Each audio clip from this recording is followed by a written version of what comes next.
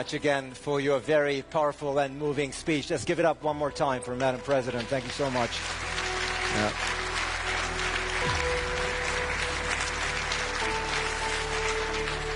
And thank you, of course, for a wonderful opening to the Bled Strategic Orchestra, ladies and gentlemen. Wonderful. Thank you so much.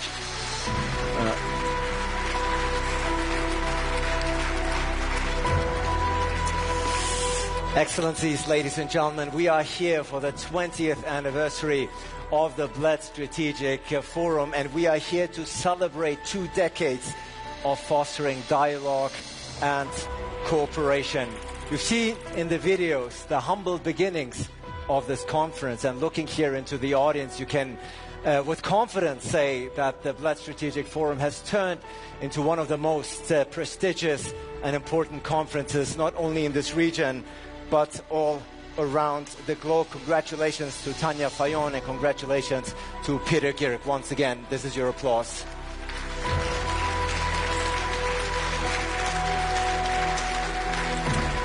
Now, I myself, I've been part of this forum. I've had the privilege of being part of this forum since 2018. You might have seen me up there on the memory video there. And it's so great to see so many familiar faces that have shaped the forums here throughout the years. I'm seeing, of course, the former president, Borut Pahor. Great to see you, gentlemen. Always a pleasure. We've had the pleasure of being on stage here numerous times, and of course I'm seeing my very, very good friend, Albanian Prime Minister Edi Rama, here in the audience. Prime Minister, you and I had our fair share of moments here on this stage. I think we went viral a couple of times. It's always great to see you. Congratulations on your re-election. But I also see many new faces here, new additions. Of course, the President of the European Council. I'm seeing António Costa. Welcome, gentlemen, here to Bled for the very first time, at least in your new capacity. And of course, I'm seeing EU High Representative Kaja Kallas also here with us. Welcome to you as well. I'm very much looking forward to our conversation here later on this very stage. Now, 20 years, it might be quite unlikely because I'm looking at many fresh and young faces here, but is there anyone here by any chance who's attended all 20 editions of the Bled Strategic Forum? Let's see a show of hands. All 20? None. One? Okay, right there. You'll get the medal later on, remind me. Who else? Who's been here? Right here, one more time. Okay, you got to share the medal. We only 20 times. That's a proud achievement. So you are witness, and you have witnessed the steady rise of this forum into what it is today. Who's here for the very first time? The very first time at the Bled Strategic Forum. So I'm seeing quite a number of hands. You're in for a treat. Congratulations indeed. Now, 20 years, an anniversary, a birthday is always reason to celebrate. But, ladies and gentlemen, it goes without saying that this anniversary, of course, comes at a time when the world is in disarray, when it is hurting. So, of course, this is also a somber moment in time. And we have seen the video of your predecessor, António Costa. We've seen Charles Michel standing up here on this very stage 2 years ago, making the pledge that the EU should be ready to admit Western Balkan countries into the EU by 2030. And our first panel, yes, please. The Bled Pledge, if you will, the Bled Pledge, as we call it, as the organizers call it. And in the very first panel, in the opening panel here of today, we want to see what has remained, if anything, of the Bled Pledge. Is it a dream or is it a reality? I'm very much looking forward to a very powerful panel. The first panel, as you know, traditionally here at the Bled Strategic Forum always focuses and looks at current events and developments in this region, in the Western Balkans. Certainly no shortage of topics here to be discussed during the first panel, which is being set up right behind me. As you can see, I'm very much looking forward to a very, very powerful panel here in Bled. 20th anniversary. That is quite an achievement.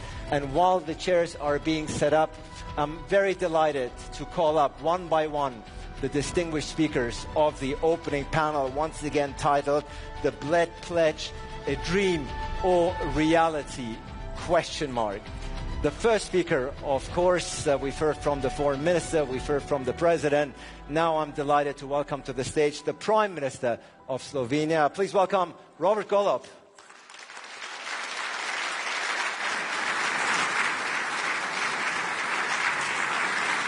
Always good to see you. And your names are right there projected on stage, so there shouldn't be any confusion. Also, delighted to welcome to the stage the European Commissioner for Enlargement, Marta Kos, ladies and gentlemen, is here.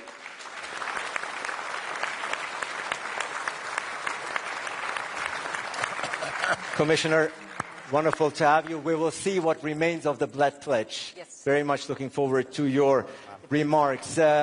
Very delighted to welcome to the stage a gentleman who needs no introduction to the Bled Strategic Forum. He's a very regular face here, year in, year out. The Prime Minister of Croatia, Andrej Plenković, ladies and gentlemen.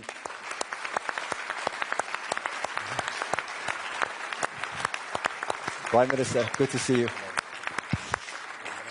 And ladies and gentlemen, I can speak from personal experience when I say a speaker, a leader who makes every panel more entertaining. The Prime Minister of Albania, Edi Rama, ladies and gentlemen.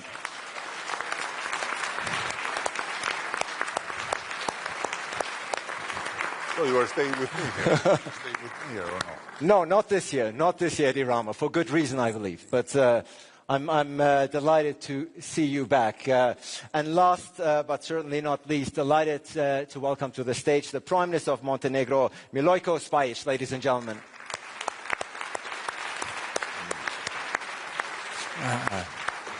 Very good to meet you.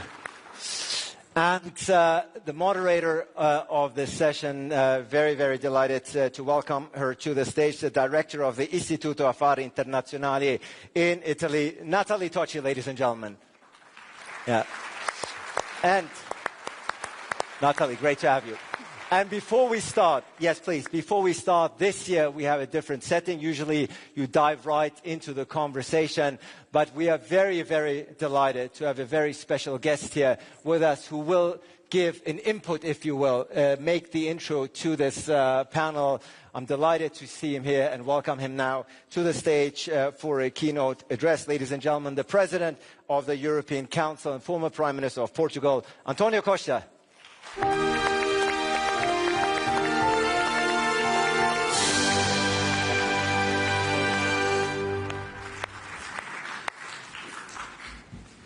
Madam President, dear Robert, dear Eddie, Mr. Prime Minister, dear Andrej, Marta, let me begin by expressing my sincere thanks to our Slovenian hosts for their generous hospitality and for once again making Bled a place where Europe gathers not only to reflect, but to think strategically, challenge assumptions and shape the future. And congratulations for this 20th anniversary. At this critical moment, as the tectonic plates of global order continue to shift, allow me to speak frankly about three things. First, the main events that shaped this summer. Second, what the European Union stands for, and third, how the European Union can become stronger and safer in today's world. In what the European Union is concerned, this summer was defined by two important developments. The European Union-United States Framework Trade Agreement and renewed diplomatic efforts surrounding the war in Ukraine. I'm aware that the frustration felt by many Europeans who perceive the Union as having been too passive in shaping these developments. Let me address this directly. We certainly do not celebrate the return the return of tariffs or the limitations of an unbalanced trade framework. But we must be honest about the broader picture. In today's interconnected world, trade, diplomacy and security inevitably influence each other. Trade is one dimension of our relationship with the United States. Security, especially during a war on our doorstep, is an existential concern. Escalating tensions with a key ally over tariffs while our eastern border is under threat would have been an imprudent risk. That is why, at this moment, we chose diplomacy over escalation. We gave space to dialogue, to choose restraint, because we are responsible. Stabilizing transatlantic relations and ensuring United States engagement in Ukraine's security has been a top priority. The European Union did not start a trade war, but yes, we refrain from retaliation, protect our own interest, the interest of European consumers by not taxing them with tariffs, the interest of business by providing predictability, and ensuring that our products and services are not at a disadvantage in relation to other exporters to the United States. That said, our partners, including the United States, must know that the European Union will always defend its sovereignty, its citizens, its companies and its values. Diplomacy should never be mistaken for complacency. It is true that this moment proved once again that our powerful single market of 450 million consumers, our rules-based approach, are not sufficient. We must become more autonomous, more resilient, and more prepared to act, more sovereign. We cannot anymore rely just on our allies when facing threats. We must take greater responsibility for our own destiny. And that is why today I want to affirm one clear message on behalf of the European Union. We stand for a world where peace is protected, partnerships are genuine, and where the principles of the United Nations Charter are upheld not just in words, but in action. Europe does not retreat, Europe engages. First, Europe has stood firmly with Ukraine against Russia's war of aggression as the truly indispensable partner. Our support has helped Ukraine remain sovereign after more than 3 years of war. Together with our member states, the EU has mobilized over 170 billion, the largest contribution from any global donor supporting Ukraine's defense, economy, energy grid and institutions. Our security is tied to Ukraine's resilience, but equally to the idea that power cannot trump law. We are also supporting Ukraine's reconstruction and its path to the European Union membership. This is not a political slogan. It is a strategic reality that we are shaping every day. Secondly, in the Middle East, we are witnessing a humanitarian catastrophe in Gaza that shocks the conscience of the world. The scale of civilian suffering, especially among children, is appalling and unacceptable. As the resolution presented by Slovenia in the United Nations Security Council stated, the use of starvation as a weapon of war is prohibited under international humanitarian law.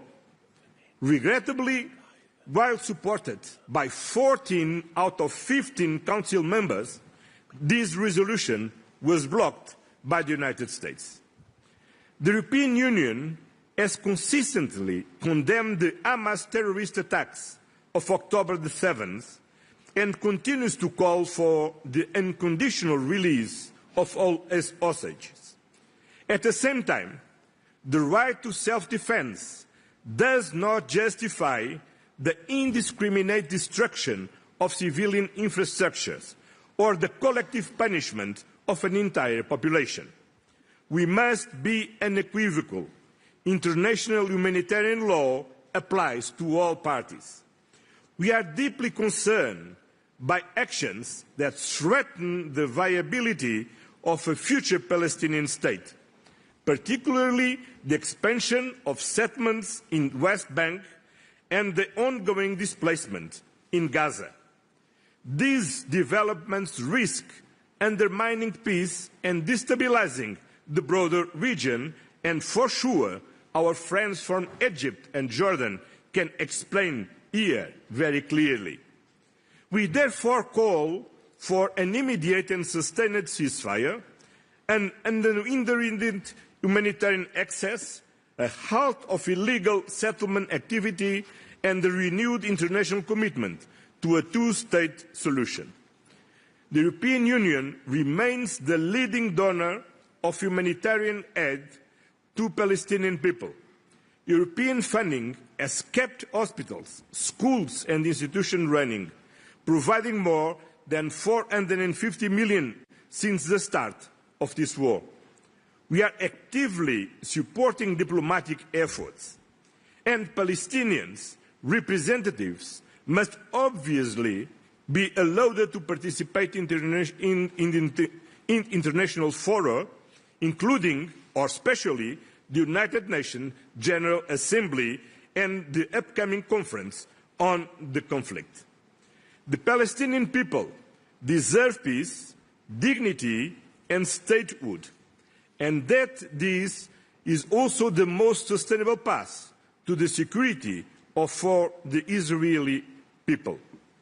We believe both are possible, but only if we act together, engaging more actively with our partners in the region and speaking with one strong European voice. And let me be clear, unanimity in the common foreign and security policy is not a right to veto, but on the contrary, the special responsibility for each member state to build compromises in the spirit of loyal cooperation. Thirdly, geopolitical naivety is over. That is why we are massively increasing our defence investments to reinforce our own security, strengthen our industries and create jobs across Europe. This will also enhance our credibility and influence on the global stage. Peace without defence is an illusion. Soft power alone is not enough in a world where hard power too often prevails. In the meantime, contrary to the worst predictions, we have succeeded in keeping the United States engaged in NATO and committed with Europe's eastern security. Diplomacy still works and the transatlantic bond holds. The United States accounts for 20% of our exports and 13% of our imports. But the remaining 80% of the global economy also matters, and Europe must engage with it more actively. That is why we are building stronger trade and industrial partnerships across the globe. We are advancing deals with Mercosur, Mexico, India, Indonesia, Philippines and Thailand, not just to boost trade, but to increase predictability and resilience. Diversification makes our supply chains more secure and reduce strategic dependencies, especially in critical raw materials. Our updated Global Gateway strategy is expanding our cooperation across Central Asia, the South Caucasus, Latin America and Africa. It is a trade and investment agenda based on sustainability, digital innovation, labour rights and climate alignment. Because trade deals, not tariffs, deliver real benefits for countries, companies and citizens. Europe remains a reference point, not through coercion, but through example. For decades, the European Union has helped lift millions out of poverty and has stood for development, democracy and peace. Our soft power is not naive, it's necessary. In the fragmented world, our contribution is needed more than ever. And finally, let me conclude by addressing our own future. The European Union is not a closed club. We are a community of values and a project of peace and prosperity. And that project is not yet complete. The accession path of the Western Balkans, Moldova and Ukraine are not just promises. They are priorities. These countries are at the heart of Europe and they are part of Europe's future. In the coming years, we must prepare the Union for enlargement through reforms, budget adjustments and strengthened governance. Enlargement will not be easy, but it will be worth it. It is the best investment we can make to reconcile nations and histories and to build a more united continent. We will continue to work with all accession partners and take advantage of its positive momentum on enlargement. The European Union's growth plan for the Western Balkans is a potential game changer, offering financial support and incentives for reforms, regional cooperation and economic integration. We must not lose this momentum. All leaders must do their part. All parties must take responsibility, because this is not about geography. It is about values, democracy, human rights, freedom, rule of law. This enlargement presents a significant challenge for the European Union and its member states, but is even more demanding for the Western Balkans countries. And the greatest difficulty is not the required reforms or the negotiation of various chapters and clusters. The real challenge lies in adopting a new culture mindset, overcoming historical conflicts in order to build a shared future.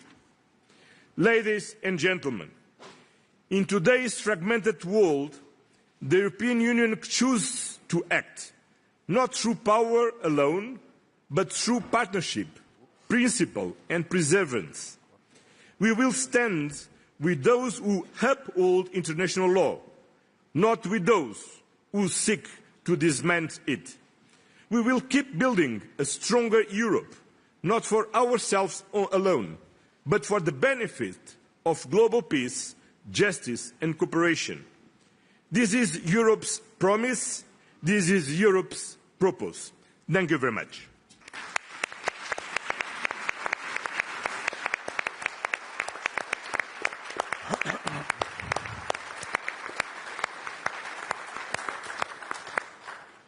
Well, thank you very much, President Costa, for those important words, and good afternoon to you all. Back to school, back to Bled. Here we are, another year, and here we are to discuss, once again, an extremely important topic. Enlargement, the Bled Pledge. Where are we on that Bled Pledge a couple of years since it was announced? Now, as we all know, enlargement up until Russia's large-scale invasion of Ukraine was kind of almost dead in the water. Russia's invasion revived, in many respects, enlargement, and it revived enlargement for the very simple reason that enlargement was no longer viewed as being optional. It was no longer viewed as being a nice but not a necessary to have. There was no stable grey zone in between the European Union and what lied to the east, and therefore all of a sudden enlargement once again was understood as being strategic, as being in our own interests, as being perhaps even existential. And it is really in this context that the Bled Pledge was made. Now, I think in fairness what we can say a couple of years on is that a number of very important things have happened. New countries have been recognized as candidates to enlargement. Accession negotiations have been opened with several others. Accession talks have been accelerated with a couple represented here on stage today. And as President Costa was reminding us, we also have a growth plan. So I think, you know, if we really do want to look at the glass half full, it's fair to say that indeed there have been important steps being made.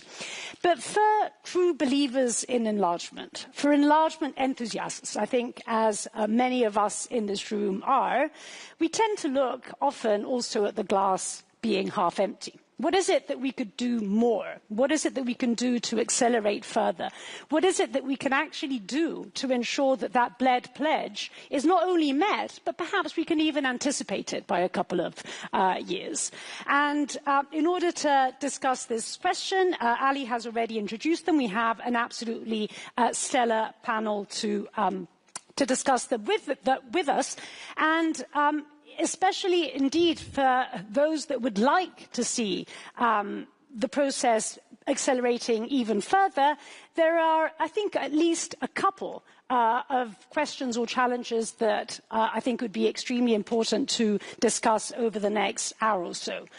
The first is what I would define as being the poison in the enlargement process. And the poison in the enlargement process is the bilateralization and the politicization of the enlargement process. The way in which member states, some member states, have, and this is not an entirely new phenomenon, but it's certainly a phenomenon that has become graver over time, have hijacked the enlargement process for reasons that have very little to do with the EU's own interests and values. So that's, in a sense, one challenge that I'd like to put on the table. And then, of course, there is another broader challenge, which is the fact that, particularly I think if we think back, a year ago, many of us thought and really believed that with this new political institutional cycle that began, enlargement would be the priority. It would really be up there in terms of what is it that the EU set out to achieve.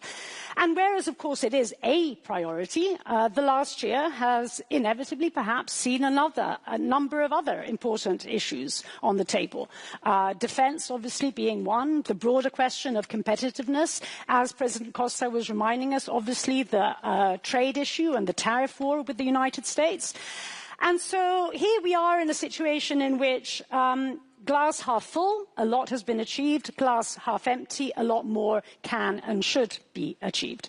And so perhaps to kick us off with the discussion, Commissioner Kos, let me begin with you. You're also obviously a real believer in enlargement, and not only are you a believer in enlargement, but you're putting a hell of a lot of energy into actually making the Bled Pledge a reality. So let me perhaps begin by asking you, what is it that you can actually do, or we can actually collectively do, to make sure that enlargement is actually bumped up that list of priorities facing the European Union?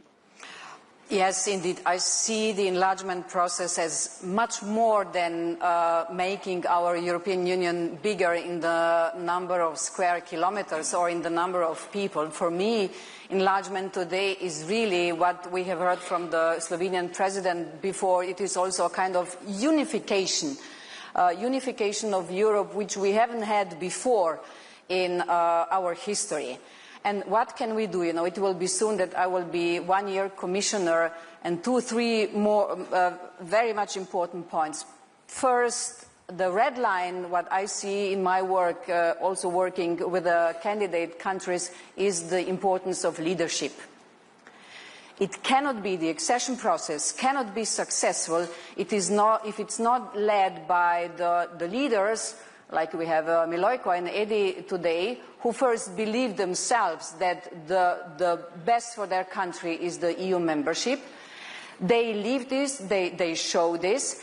And of course, for this we need leaders who are able to put reforms over day-to-day businesses, who know how to resolve the bilateral issues. You've been speaking about this, António also.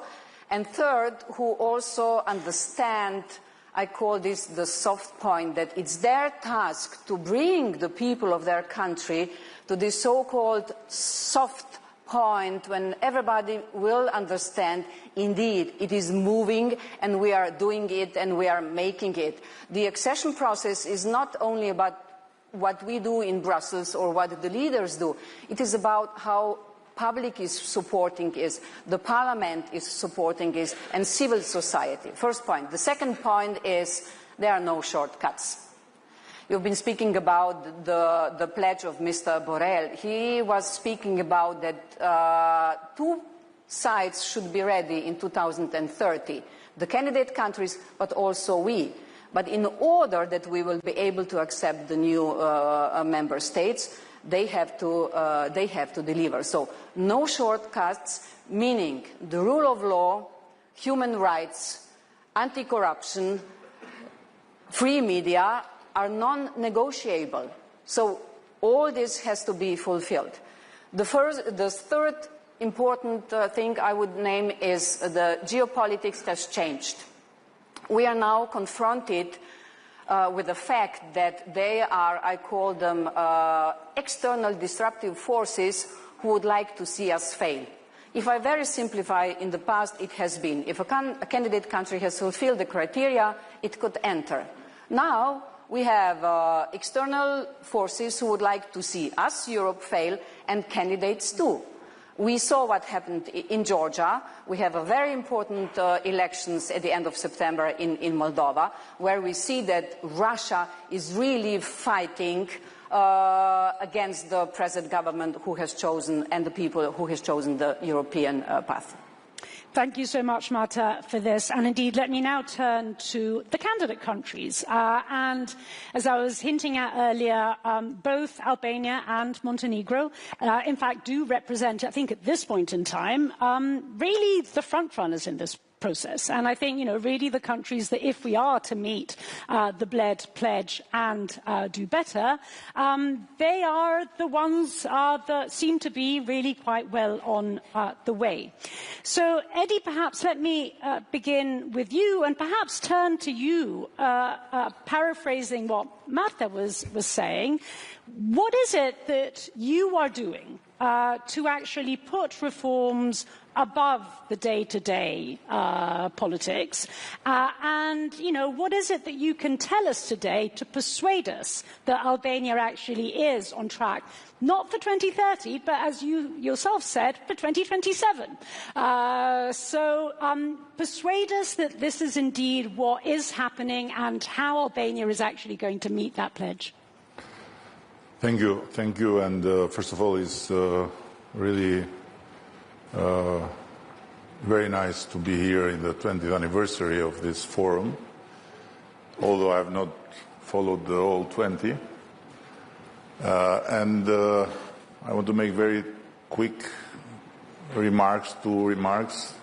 Number one, I saw the film and I was amazed to see our former president being the same. Like Slovenia, by the way, every time I come here, nothing changes, it's the same. Perfect. And the second remark is, I don't know for what reason, maybe it's strategic, but the chairs become tinier and tinier and tinier. More and more uncomfortable. Maybe you have a message through the chairs, I don't know. This panel only. just to tell us, don't. There's a reason. Just to give, just to tell us we have to finish quick. But if we wanted, you wanted us to finish quick. First of all, no Italian moderator, because they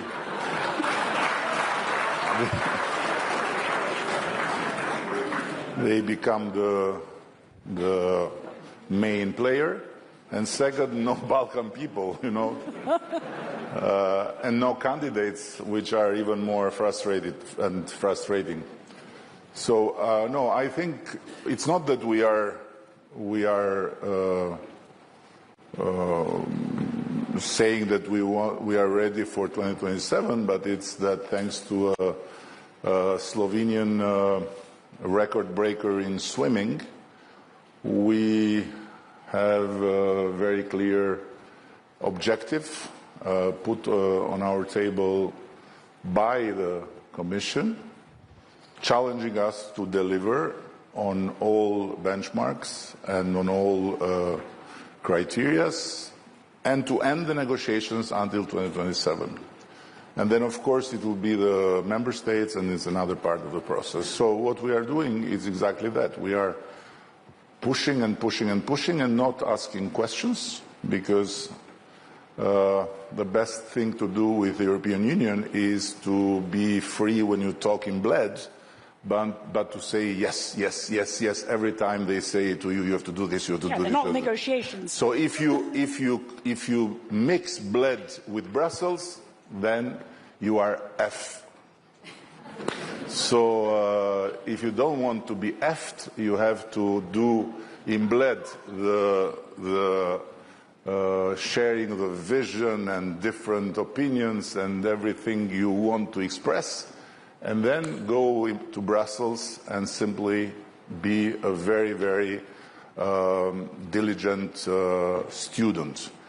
But this being said, I want to say that there is no rush, because I believe that the most important part, for us at least, Albania, Montenegro is a big country, I'm talking about Albania, it's to use the process of the accession as a process of state building, because Europe is a bless for a country like us, because it's the only place where you can get the knowledge of how to build institutions.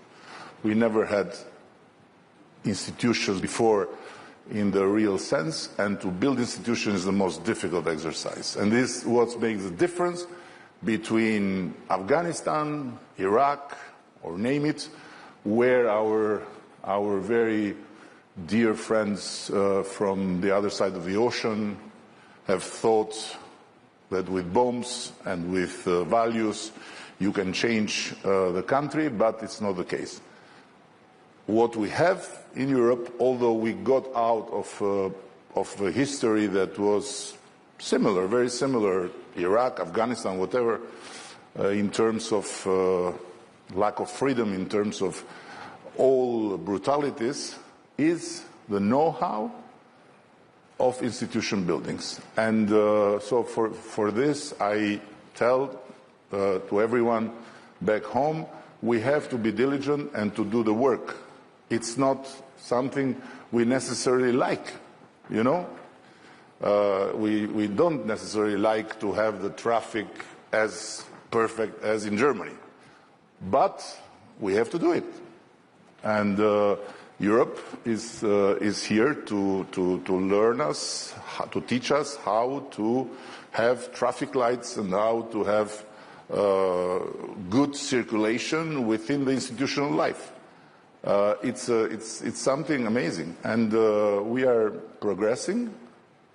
But beyond the leadership, I must say, in our case, the Albanian people, we are far from the second in terms of being Euro-optimistic, because we love Europe unconditionally, and although Europe has made us suffer a lot, we have the full conviction that we are going to marry one day. So Finally, they have cut some of the bullshit, which took for many years saying, we love you, but we are not ready to talk to you. We love you, but now they are talking. So there is a step further, as Marta says, I say is marriage-based, she says is merit-based, so we need to deserve the marriage, and we are working for it. Thank you, Edi. And Milojko, let me turn to you on this. Tell us about your true love for the European Union. Tell us about what you are doing to persuade this at times rather difficult entity, animal, to indeed engage in marriage. And tell us what you're doing on, again, coming back to Marta's point, on putting reforms above the domestic fray of politics, and perhaps above all, what more could you do? Well, first of all, yes, Montenegro, it is a small country in many ways, but it's one way, it's a very big one. And I thank Edi for mentioning that, because I think Montenegro is the most ethnically diversified country in Europe, by far. We don't have ethnic majority. The only country in Europe that doesn't have ethnic majority. So everything has to be built by the compromise. And you need, and by the inclusive approach, that includes everybody. And when I say everybody, it's not like Finnish, Norwegians and Danes. It's Montenegrins, Serbs, Albanians, Croats, Bosniaks, and other folks from the Balkans. The usual suspects that created instability for decades before, etc., etc. So you can imagine the amount of challenge that we are facing, obviously, in Montenegro, but winning this quote-unquote war in Montenegro, it's a small EU in a nutshell. It's a small Balkans in a nutshell. If we do this by values, and the way we are going to build a consensus is around European Union, obviously, accession, that's number one. Number two, it's about the economy. And number three is about the rule of law, treating everybody fairly and squarely, regardless of their ethnic background. And, you know, this is what is really important, and I think we managed to do it to the big extent, obviously. In Montenegro now, within the majority, we have all the parliamentary Albanian, Serb, and Bosniak parties, that are obviously Montenegrins as well, but I'm saying those from the region, which was unthinkable before. Now we have them all in the government, in the majority, deciding together. And we just had only the Germans to be an EU... and Italians. A German minority there.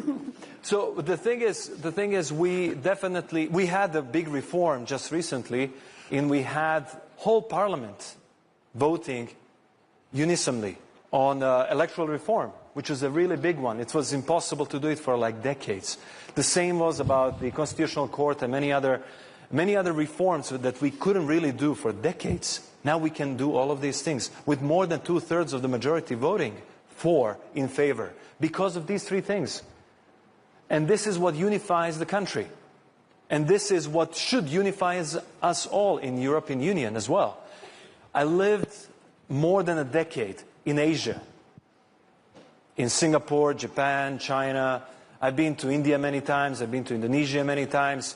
And, you know, okay, yes, Montenegro is ethnically diverse, but looking from that perspective, all of our differences, they are ridiculous. You know, in Montenegro you have Bosniak, Serbian, Croatian, and Montenegrin language, you know, which is basically completely interchangeable. We can understand each other completely. We basically eat the same food. Our culture is almost the same, or it is the same. You know, the differences are tiny. And we make them so big because we focus on the past and we don't focus on the future. Right. It's about time we just focus on the future. Or we're going to be insignificant. We are becoming insignificant, but we are going to be even more insignificant if we don't focus on the future, if we don't focus on what's ahead of us, because Asia is focused. Very, very focused. Next 3-4 years are going to be monumental in terms of the change, the amount of change, the exponential change that's coming in the next 3 or 4 years in AI, in other big technologies, is going to be monumental. We cannot miss this opportunity. So, yes, Europe is unified in our diversity. Great. Now let's move on and let's focus on the future. And we have to focus on some of the things that very smart people like Mario Draghi already made it for us. Let's remove the internal barriers. We're talking about, tariff barriers with the US. How about we focus on our own internal barriers? They're like huge. Right. They're really preventing us from being really a single market.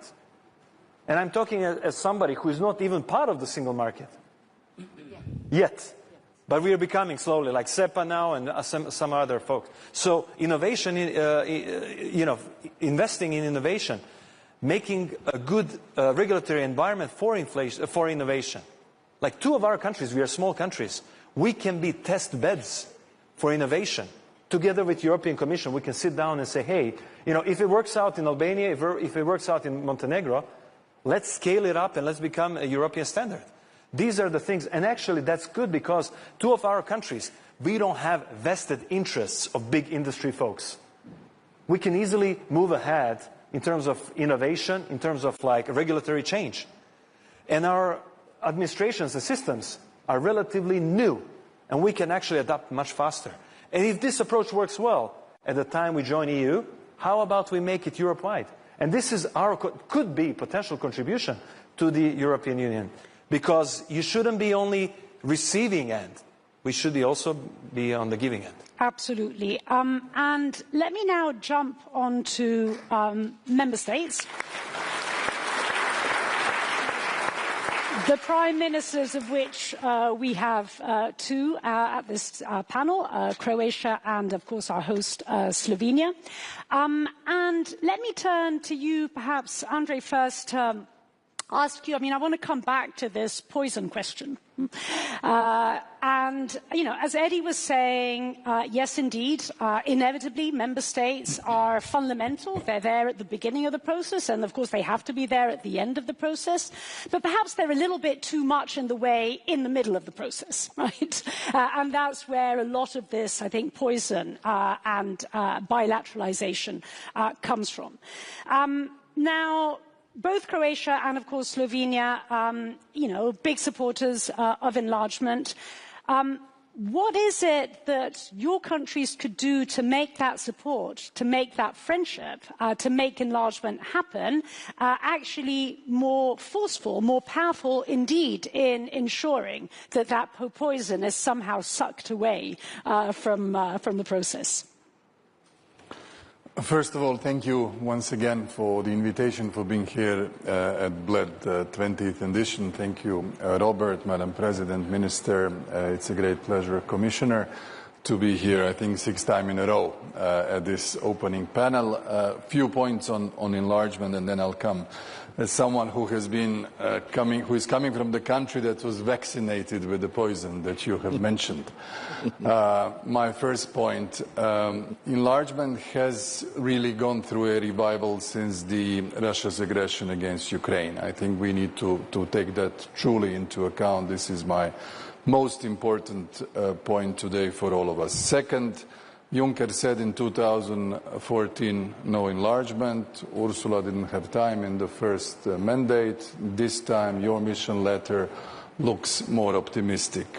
In last 18 years, only Croatia joined. These are the facts which are sort of sobering in terms of the topic and the priority of the enlargement. Is it really a priority among the European Council members? I'm not so sure. We had a first debate on the European Council level conclusions when I just joined, which was a long time ago, 8 years ago, after I don't know how many years, which means that the heads of the European Union in terms of political leadership were not dealing adequately with the issue. We jointly revived it as of 2018, which is very good. Now it's a common practice to meet the leaders of the Western Balkans region, which was void from 2003 till 2018. These are the facts. But the main point about the enlargement is, of course, the preparation of the candidate countries, the political momentum, that the critical mass of support exists, but the real issue is the decision-making process and the budget. These are the two unspoken critical elements, whether the big countries will allow more smaller states with very modest contribution to the EU budget being allowed to decide when they believe that someone else should have an upper hand, because we all know that the 10 richest member states are financing 80% of the budget. These are the facts. It takes a while until people realize how things really happen, but that's how they happen. And that's why I think the candidate countries should really take a good look at what Germany and France are saying about the decision-making process. These are the consequences of the top jobs game back in 2019. I think it has the biggest and the deepest consequence to the decision-making process of the EU, and I see that not many people are understanding this, but this is the gist of the problem. When it comes to the bilateral issues, well, I'm in Slovenia, I'll be very polite, let's say history is history, but putting bilateral issues into the accession process is not very healthy for the accession process. I will just say that we have a current situation with North Macedonia, which is very visible. For those of you who are younger, North Macedonia was more advanced than Croatia when we had the Zagreb summit in 2000. They initialed the association, the stabilization and association agreement on the 24th of November 2000. I was there, so I remember that. And it's been 25 years. They haven't started properly the accession process, and we've been a member for more than 12 years. So a lot of things are ethically unacceptable, but they happen. And I think we should find a common strategy how to avoid this. I think there is a lot of maturity among most of the member states to not to do that, especially the whole QMB concept is being introduced, whether it's for enlargement, whether it's for foreign policy. And then again, you look at the smaller countries. If the QMB is installed, and since not everybody is behaving in the spirit that António mentioned, and we know it, he is now the new master of 27-1 and the chairman's conclusions and all of the diplomatic nuances that we adopt, but that's the way it is. I have the feeling that many countries will never allow the consensus go away, because literally they become overnight irrelevant in terms of decision-making process, and that's why this sort of scholarly or theoretical narratives, they just hit the hard reality when it comes to the statement's craft and what one should do and what one can do. So I think we should continue with the healthy and impulses that Marta is saying, and help our friends to do the reforms. Unless both conditions are met, that the criteria are really fulfilled and the political momentum is created, there will be no enlargement. Very clear. We know it, and avoid all the poisonous elements as much as possible. Yep. If we behave in a poisonous manner, some countries will never join the European Union, and we are not behaving like that, on the record. Absolutely. Robert, let me turn to you now, and I think picking up some of the remarks that Andrej was making there, and if I could sort of sum it up, you basically have a situation in which there is, at times, a very small but very active and vocal minority that stands against. And in general, there is a very large majority that is in favour. But that large majority at times, and this is me adding to this, is at times relatively silent. I mean, at times, indeed, enlargement is not as much as a priority as we would like it to be. So the question really to me is not so much what is it that can be done to persuade that very small and vocal minority, but what is it that can be done to make that majority in favour actually make that majority less of an abstract majority and more of an active majority? So what is it that you think member states, including your own, could do? Okay, first, a big hello from myself as well to all the guests and the public. Many things have already been said. And what Andrej was explaining is how things work behind the scene at the European level. But I believe you're quite right when you say that majority of member states are, I would call them more or less not interested or neutral.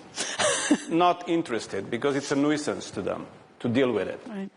So that having been said, there is only one path forward. For the candidates, being as proactive as possible, taking both Milojko's and Edi's stance, saying, okay, this is something that we need to do because it's good for our country, it's good for the institution building, it's good for economy, it's good for our self-esteem, whatever.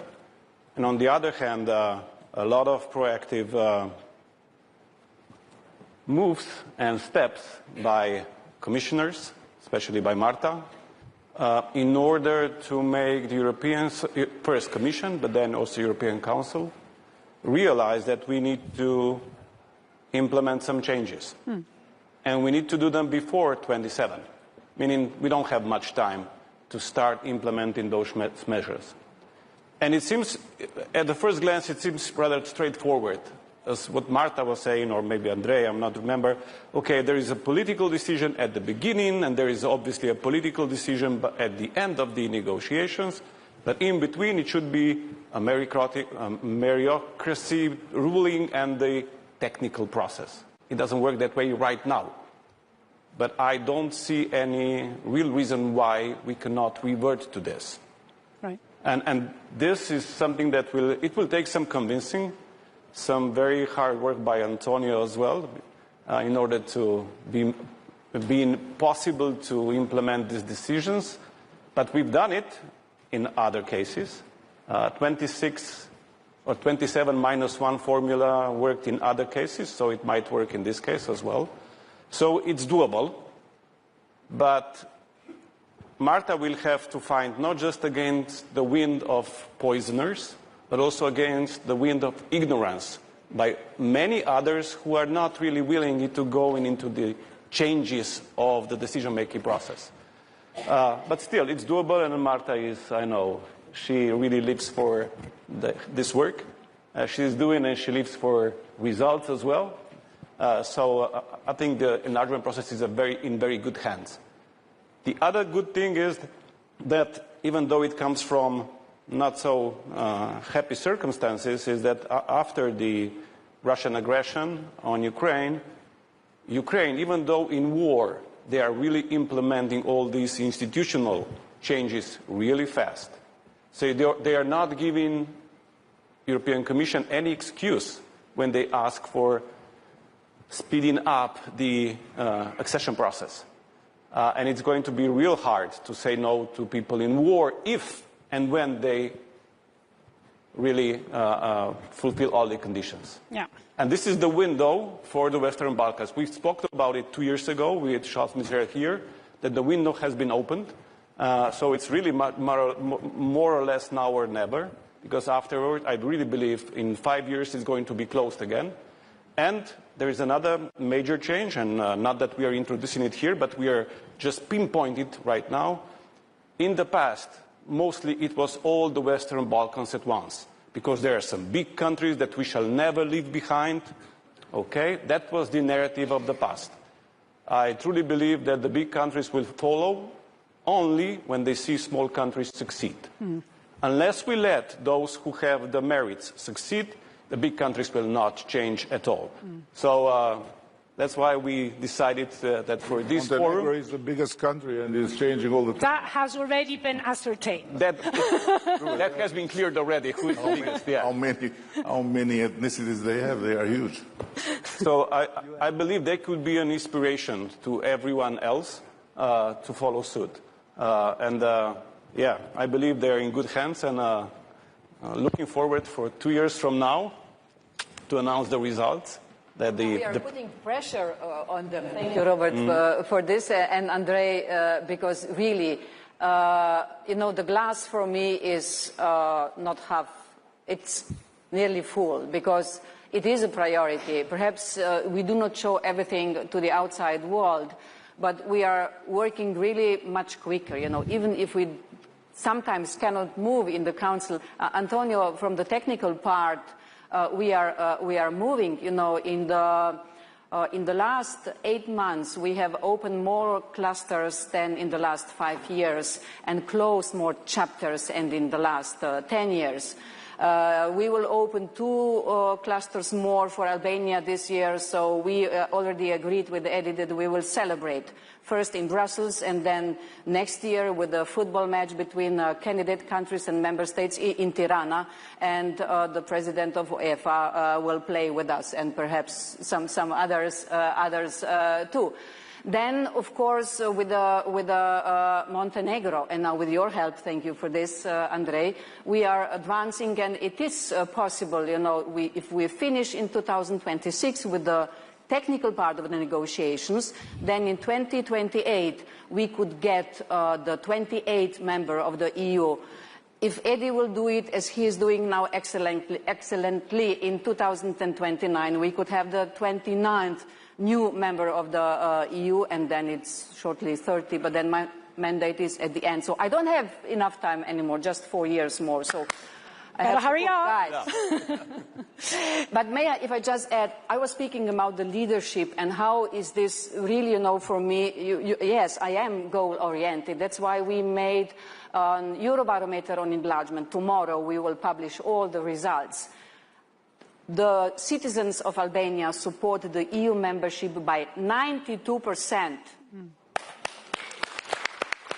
We are loyal people, you know. We supported the Ottoman Empire by 92%. We supported the Soviet Union by 92%. We supported Maoist China by 92%, and now EU. And our best is that even when they fail, we are with them until someone else comes. So when you will fail, we'll say no. We are EU. Full stop. Edi, like the Japanese soldier in the forest. When you told me a few months back that more than 90% are supporting, I thought, gosh, you know, you're going back to the communist times. But now we have the proof, and it is nearly 70% in Montenegro. What I want to say, if people do not believe and the leaders do not speak about how important this is and what it has to be done, you cannot get that much support for the EU membership. And you got it in Croatia, we got it in Slovenia. And from this aspect, really, it's not about the benchmarks. I agree, António, with you and with the clusters and chapters. It is really about the leadership on both sides. But hang on a sec. I don't hang on because I am here to speak. You are here to moderate. Yeah, I have to moderate you.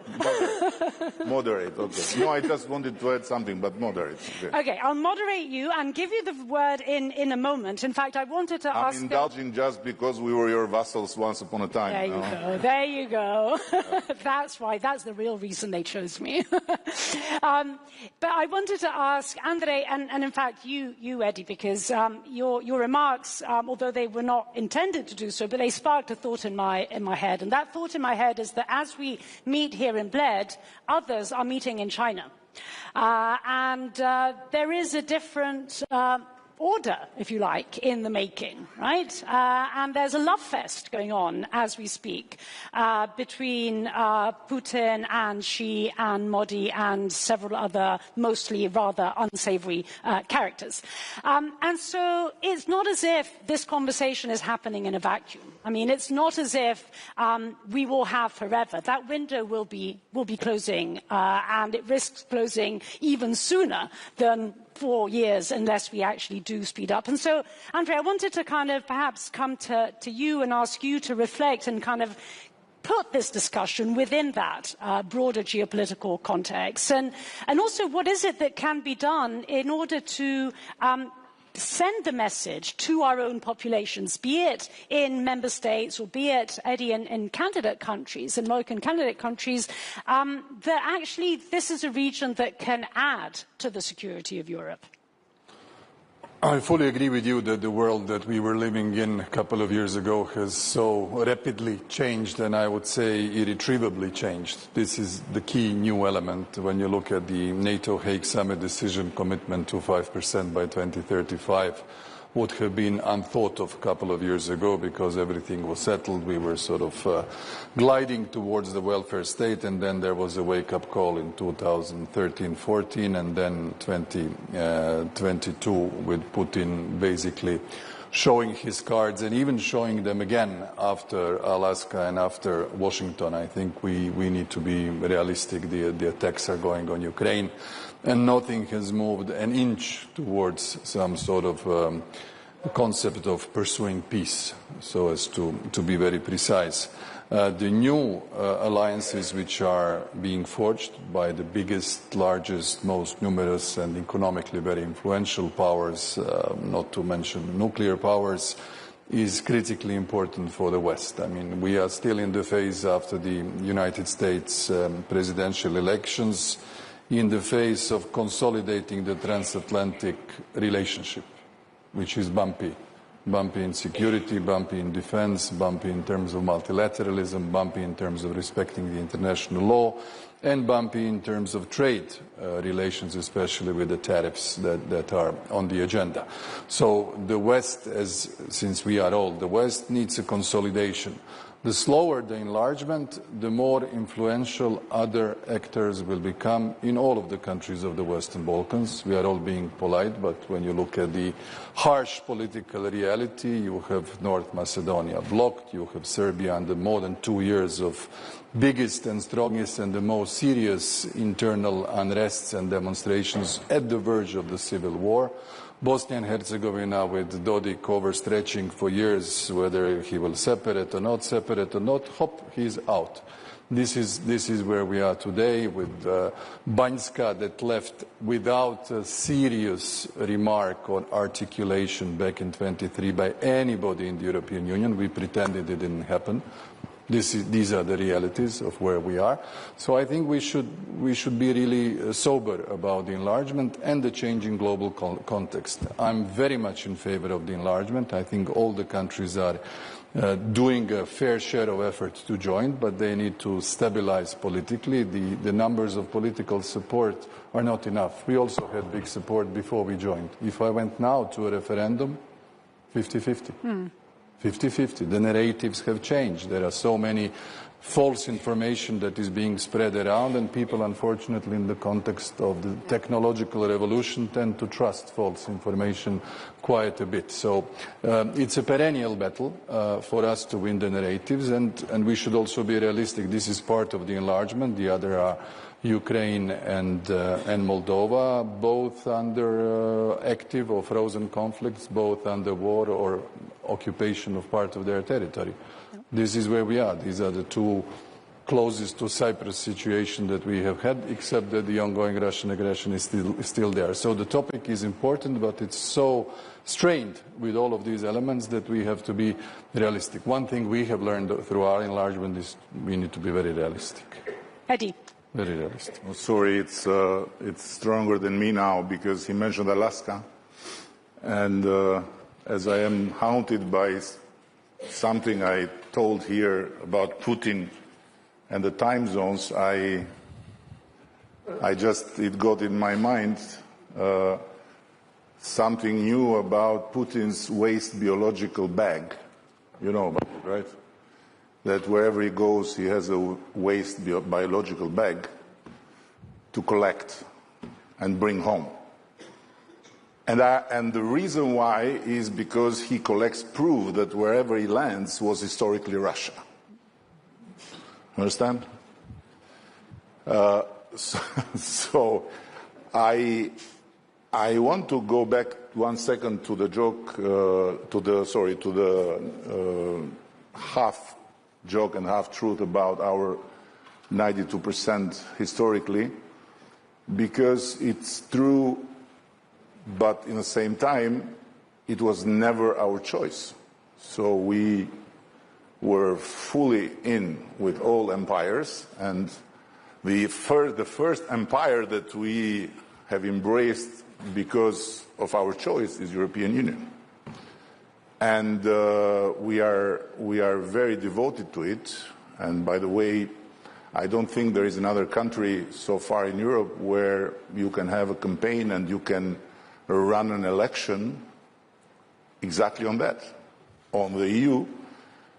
And the reason why we won big this time, I think, was very much connected to the EU pledge and to the call for all the people to gather around the flag and bring the flag in EU. Now, I was before in another room and in another talk, and someone from Slovenia said to me, "You are doing great, but be careful for what you wish, because we are in EU and it's not going well for us." And I told them, listen, you are in such a good place in Slovenia that if we go through the list of things you have and we would wish to have, it's huge. Are you absolutely sure? But there is one thing in the list where we beat you, which is optimism. You are quite depressed here, you know? And, you know, because it's so perfect, it's so beautiful, and you are really scared that who touches something will do something wrong, you know? While in Albania, there are so many things we need to continue to improve and to adjust that is just the drive.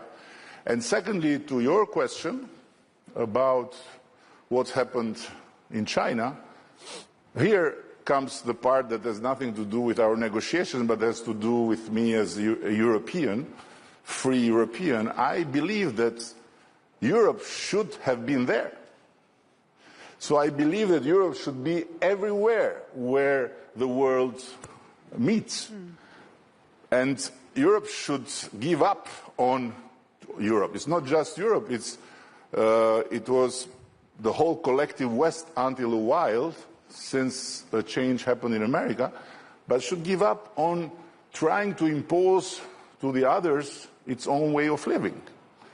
What we need to do is to protect our way of living from the others, but not to select friends and to select whomever we want to talk with based on their ways of living. So it's because yes, and by the way, I represent a country that fully stands with Ukraine, and the only country, I believe, in Europe that since the fall of the Berlin Wall never had a visit to Russia or never had a guest from Russia. So nobody can say that I have any kind of confusion in my mind, but I believe that Europe should not wait from the other side of the ocean what's next with the peace plan. Europe is first and foremost peace, is culture of peace, is peace and culture. So, of course, we have to defend ourselves. Of course, we have to improve our defense. Of course, we should not rely on others. But how comes that we don't have yet a plan? And what we wait? You know, we wait for what? For the next move. So, Viktor Orban, you know, is a very controversial figure, good friend. I appreciate a lot António. I appreciate a lot Viktor. I appreciate a lot of this gentleman here. And I don't base my appreciation on how much I agree or don't agree with someone, but how deep the conversation goes. And when he mentioned ceasefire some time ago, he was treated like a pest. He was treated like you know, like the waste biological bag, you know. And when suddenly someone else on the other side of the ocean mentions ceasefire, suddenly Europe discovers that there is also ceasefire. But it's too late. It's too late. Nobody is going to fall for it. Now what we are waiting? We are waiting that someone else finds something else, and then we find ourselves in front of a fait accompli, and we become isolated even more from others. And to conclude, a very dear friend of all of us, I believe, from another country out of Europe, in the Middle East, asked me, have you counted how many friends you had before the war and how many you have since the war?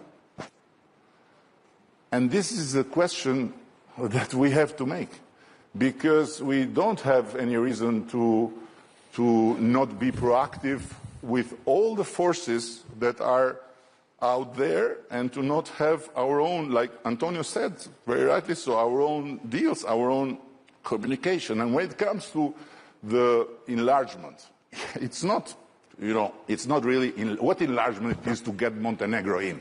Even if Albania gets Montenegro in, it's not enlarged. It's practically from very small to too small. So what enlargement is to get Albania in? What enlargement? What enlargement? We both are like, I don't know. Our houses. So... get on with it. So the message. But if EU enlarges with us, it gets stronger. It gets more compact. Why?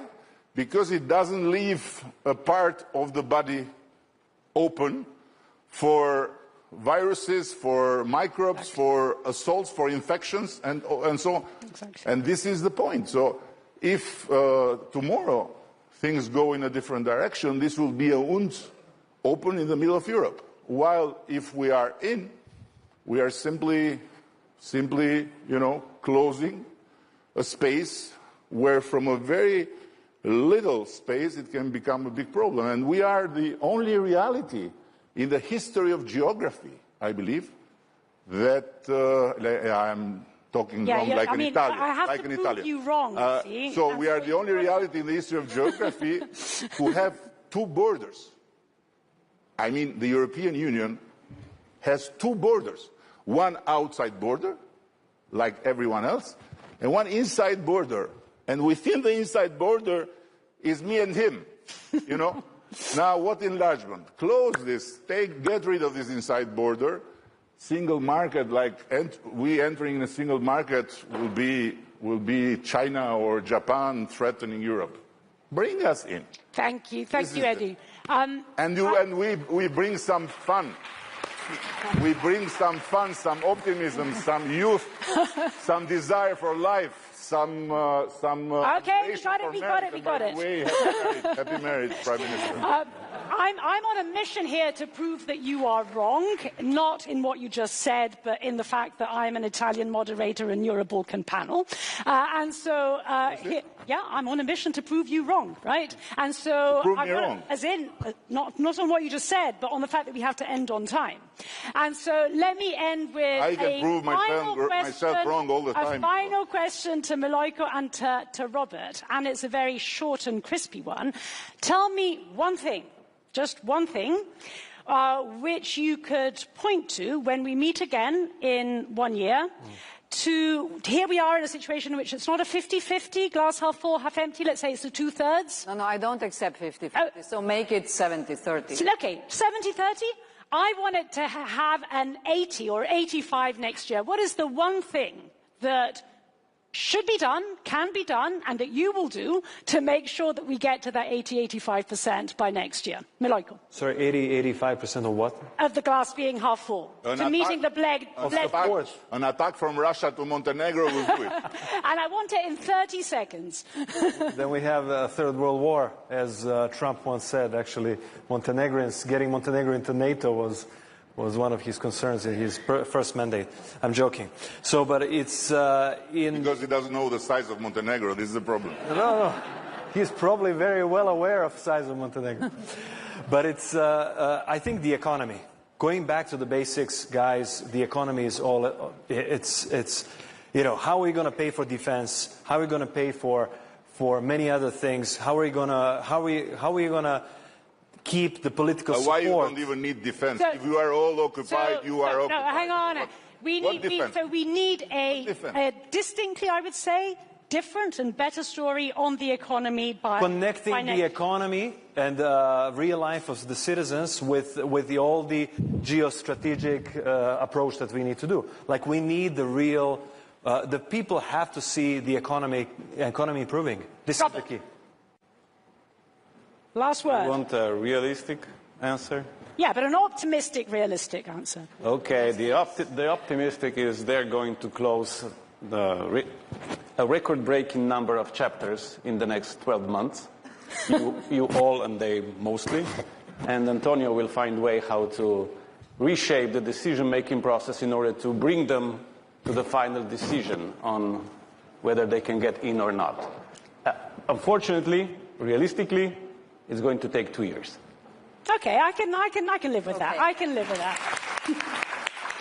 And being just, Eddie, 10 seconds late, I think that Ali will be back here to tell us what we have to do. Please join me in thanking this absolutely fantastic panel. Thank you.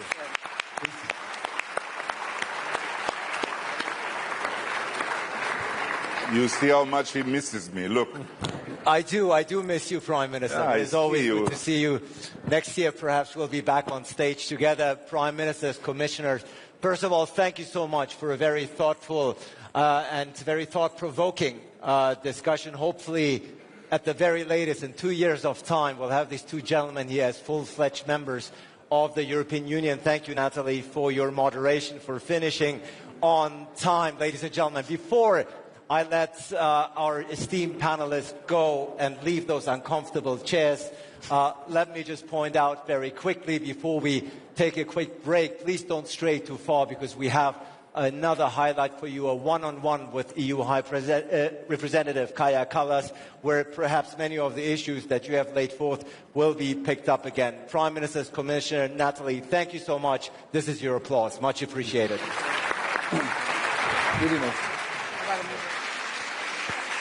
Thank you.